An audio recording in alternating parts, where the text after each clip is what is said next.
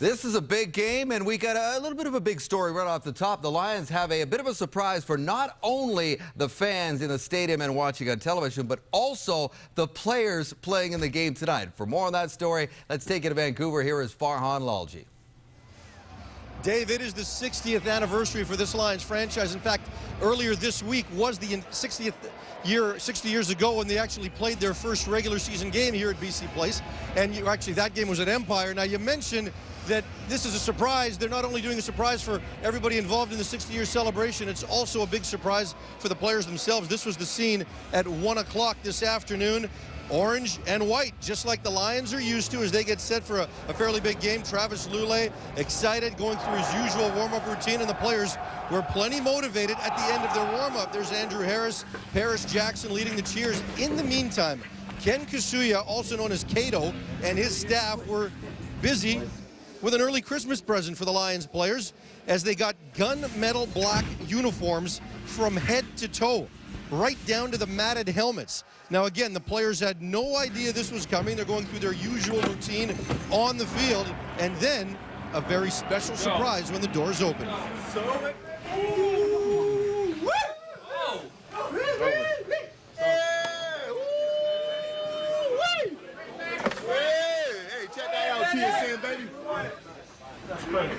Travis Lulay still surprised. Now, I know that 60 years ago they wore different kinds of uniforms. We thought they might go retro, guaranteed that long ago they never wore uniforms like this.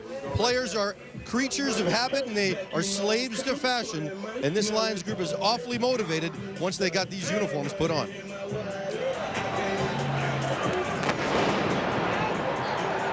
Ladies and gentlemen, led by head coach Mike Benavidez and debuting their brand new flashy black third jerseys, please welcome your BC Lions!